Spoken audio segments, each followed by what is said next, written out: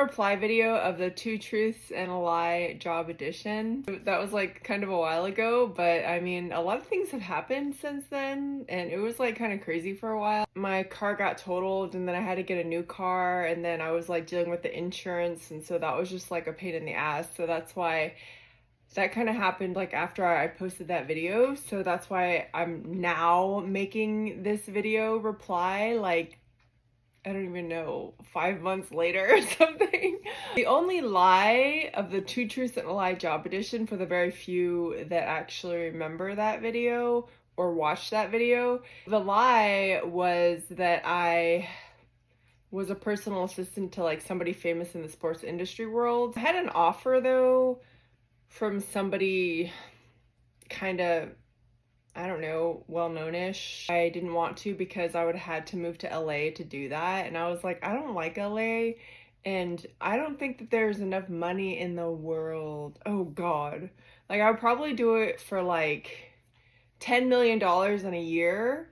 Then I would do it because then I could work 1 year and then invest it all and then be fine for the rest of my life. So my personal experience with Los Angeles is that I would never want to move there again, and I can't imagine any amount of money to make me want to move there.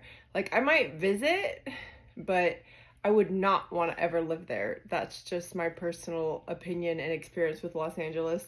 The other ones were if I was in the top 30 runners-up of America's Next Top Model, and then the other one was if I was a personal assistant to a billionaire. Those other ones are the truth. I think it's funny because most people actually assumed that the billionaire was a lie.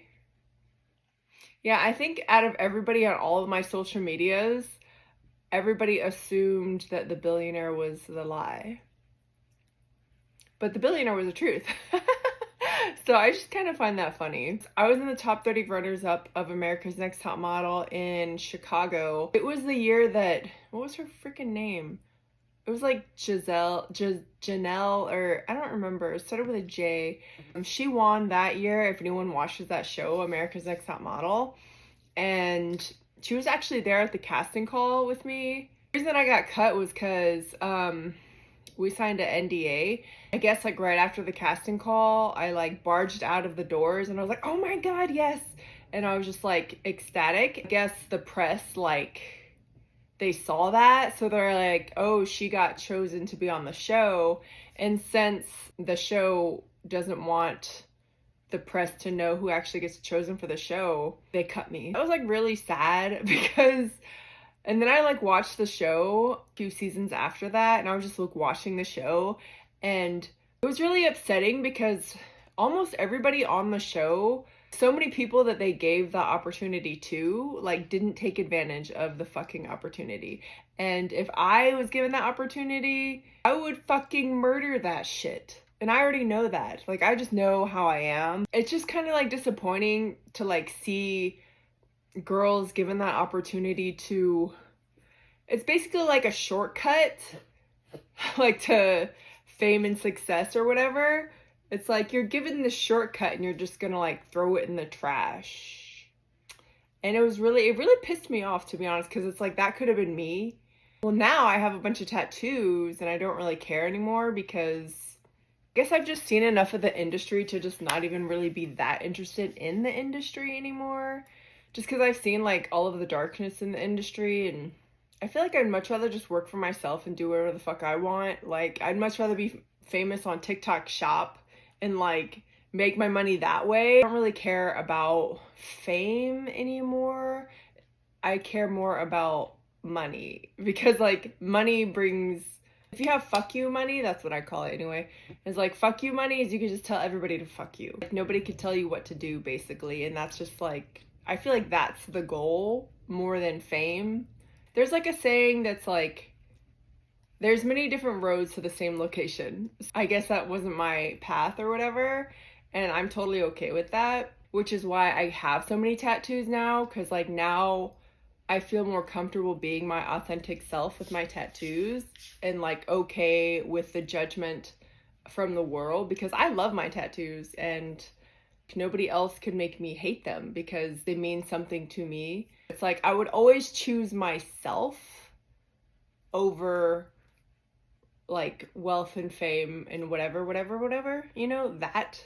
I'm not gonna sell my soul basically for wealth and fame. And my tattoos are representations of my soul that are parts of my soul. Like this one is a memorial tattoo for my dad. It's just like a reminder of who I truly am, like beyond the judgment of society. To me, that's much more important than what society thinks of me. So the last one was definitely clickbait. I did work for a billionaire, and the funny thing is I didn't even know that he was a billionaire at the time. So to me, he was just like another person who hired me for a job. And then later I found out he was a billionaire. He wasn't like a really well-known billionaire, like semi in the spotlight, but not, but the majority wouldn't know him. And I probably did sign an NDA, but I don't fucking remember because it was so long ago. So that was the truth. Like, I feel like so many people assume that billionaires are just like horrible, shitty people, and they just like have an assumption. Just kind of like how everyone has assumption of me being a stripper. Like, everyone thinks that they fucking know me, think that like I'm supporting like 10 children and I have a cocaine addiction or something. Like, everyone assumes the worst because like I'm a dancer. I guess in a way it's the same thing about being a billionaire, is that people just assume you eat children or something. But I don't think that he would actually mind me using him as clickbait. As long as I don't like say his name or anything. He's not like the only billionaire I've met in my life. I think I met like 4 billionaires in my life that I knew of anyway.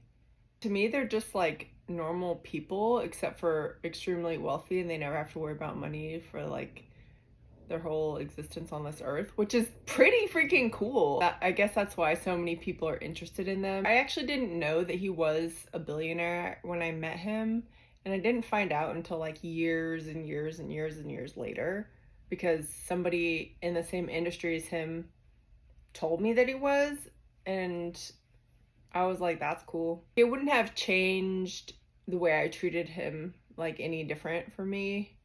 It wouldn't have changed like my decisions that I made when I was working for him. So this other millionaire in a different state, not in Vegas.